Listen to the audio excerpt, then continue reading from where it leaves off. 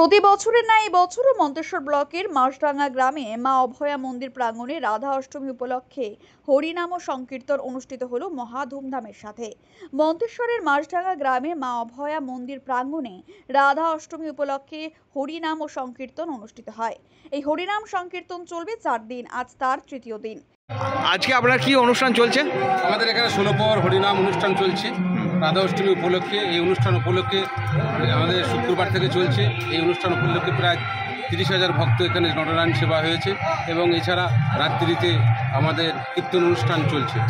কদিন ধরে চলছে এই হরিনাম? 4 দিন ধরে। এটা কত বছরের পর? এটা 5ম বছরে পড়ছে।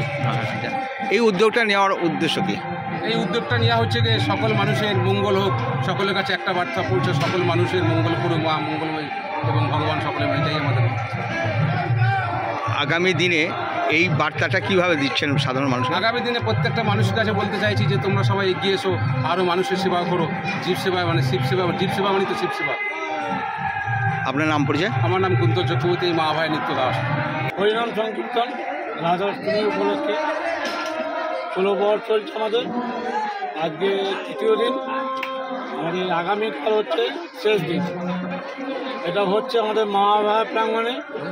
এটা প্রত্যেক বছরের নয়, এবছরও আমরা 5ম বর্ষ উপলক্ষে উপস্থিত হতে পেরেছি। আমাদের সকাল থেকে ভক্তরা আসা যাওয়া আছে এবং সকাল থেকে খাওয়া দাওয়ার ব্যবস্থা মুড়ি থেকে আরম্ভ করে ভাত, অন্নভাত আছে এবং রাতেও অন্নভাত আছে। দুপুরে কতজন খেয়েছে আজকে? টোটাল মোটামুটি 30,000 থেকে 35,000 লোকের সমাগম, খাওয়া দাওয়া সবই আছে। আজকে দুপুরে কতজন অন্নভোগ করেছেন? 8,000, রাতে 6। আপনার নাম? সঞ্জয় সিংহ। কমিটির পক্ষ থেকে জানানো হয়, এই 4 দিনে মোট 30,000 ভক্তদের নিরামিষ অন্নভোগ ব্যবস্থা রয়েছে। আজ তৃতীয় দিনে তার নিদর্শন পাওয়া গেল। সকালে ঘুগনি মুড়ি, দুপুরে নিরামিষ অন্নভোগ ও রাত্রে অন্নভোগ ব্যবস্থা থাকছে বলে জানালেন। এবারের 5মতম বর্ষে পদার্পণ করলো। এখানে মাসডাঙ্গা আশেপাশের 10 থেকে 12টি গ্রাম থেকে অসংখ্য ভক্ত এই অনুষ্ঠানে হাজির হয়।